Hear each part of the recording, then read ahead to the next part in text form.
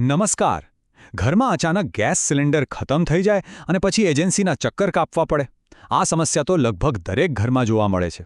ખાસ કરીને અત્યારે જ્યારે ભારતમાં ગેસની તંગીની વાતો ચાલી રહી છે. તો ચાલો આજે આપણે આખી પ્રોસેસને સમજીએ અને જોઈએ કે ટેકનોલોજી આમાં કેવી રીતે મદદ કરી શકે છે.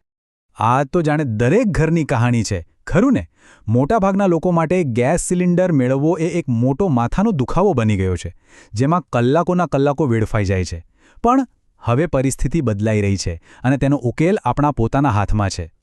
તો સૌથી પહેલાં એ સમસ્યાને બરાબર સમજીએ જેનો આપણે સૌ સામનો કરીએ છીએ.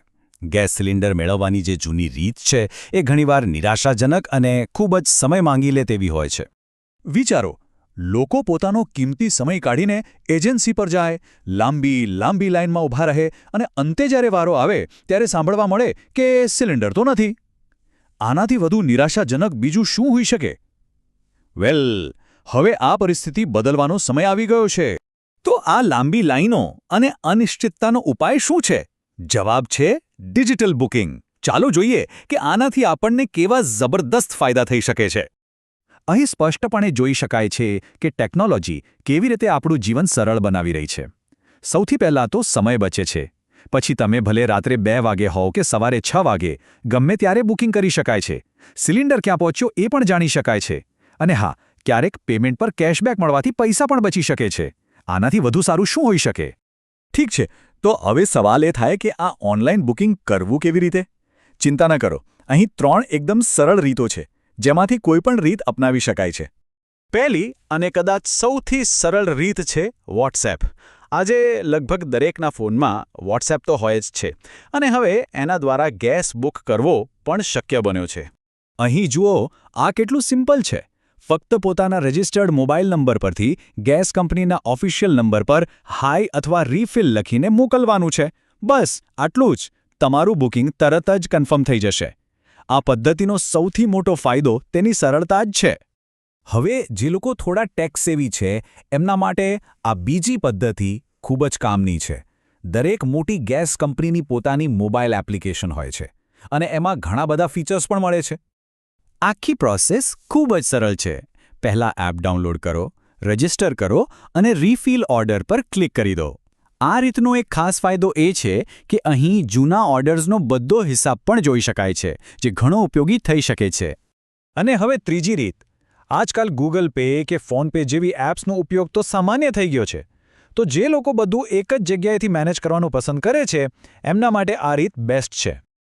આ પદ્ધતિનો સૌથી મોટો ફાયદો એ છે કે બુકિંગની સાથે જ પેમેન્ટ પણ થઈ જાય છે. આનો સીધો અર્થ એ છે કે જ્યારે ડિલિવરી આવે ત્યારે છૂટા પૈસાની કોઈ માથાકૂટ જ નહીં. બધું પહેલાંથી જ સરળતાથી પતી જાય છે. સારું, હવે એક ખૂબ જ મહત્વના મુદ્દા પર આવીએ. ઘણીવાર એવું બને છે કે ઓનલાઈન બુકિંગ કર્યા પછી પણ એજન્સીવાળા કહે કે સ્ટોક નથી. તો એવા સમયે શું કરવું?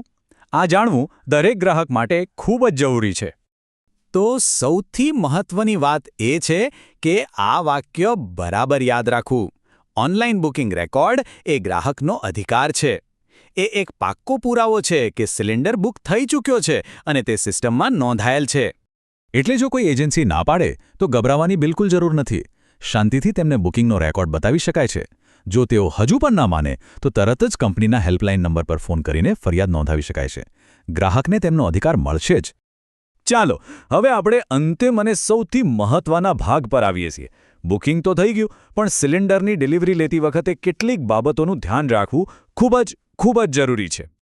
આ 3 મુદ્દા ખૂબ જ મહત્વના છે અને એને ક્યારેય ભૂલવા ન જોઈએ. પહેલું, હંમેશા રજિસ્ટર્ડ નંબરથી જ બુકિંગ કરવું. બીજું, જ્યારે સિલિન્ડર ઘરે આવે ત્યારે તેનું સીલ તૂટેલું નથી એ ખાસ તપાસવું. અને ત્રીજું, પૂરા પૈસા આપતા પહેલાં ડિલિવરી બોય પાસે વજન કરાવી લેવું, જેથી ખાતરી થાય કે પૂરો ગેસ મળ્યો છે. તો અંતે આ સવાલ પર વિચારવા જેવું છે. ટેકનોલોજીએ આપણને સાધન તો આપી દીધું છે, પણ તેનો યોગ્ય રીતે ઉપયોગ કરીને શું ખરેખર લાઈનો અને હેરાનગતિમાંથી મુક્તિ મેળવી શકાશે? જવાબ આપણા સૌના હાથમાં છે. આ ડિજિટલ પદ્ધતિઓ અપનાવીને ચોક્કસપણે એક મોટો ફેરફાર લાવી શકાય છે.